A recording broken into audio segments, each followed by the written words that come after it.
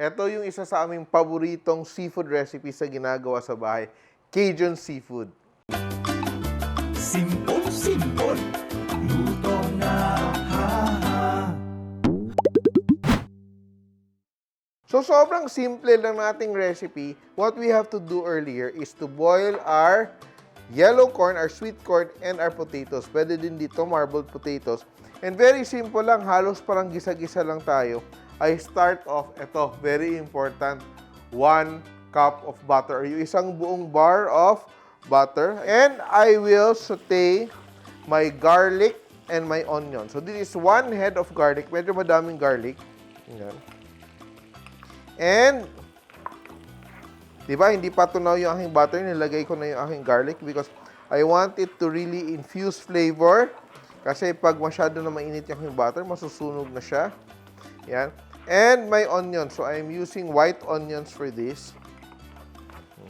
Saute-saute lang tayo. And a very important ingredient dito ay yung Cajun spice natin. So, if you want to make your own Cajun spice, you just mix paprika, no? Cayenne pepper, oregano, garlic powder, onion powder, and black pepper. And I will add it here. This is 4 tablespoons. Ito medyo, no? A lot. Very flavorful yung gagawin natin today. And now we'll add my seafood. I add my shrimp. I will add my mussels or my tahong. No? All the flavors will come together. Yan. I will add my corn. And all the flavors coming together. Ang sarap nito. I will just add some leeks. Ito optional. You don't have to put it kasi may onions na tayo. Add that for flavor.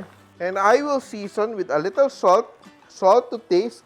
Not too much. Bakit? Maalat na yung ating tahong. And I will just add a little bit of soy sauce. Ito is not traditionally added, but I like it kasi it will give a nice color to our sauce. Konti lang, around 2 tablespoons. And also a very nice umami. Yan. I will also add a little bit of sugar. Not too much. Ayaw naman natin na matamis, no? But just to bring out the sweetness of the corn as well. Yan. And patatas natin. Just put it on top. The potatoes will soak up the flavor of our seafood as well. Let's cover our wok and let it simmer for a while. Let it steam up all that goodness. Sobrang bango na dito. Yeah, no?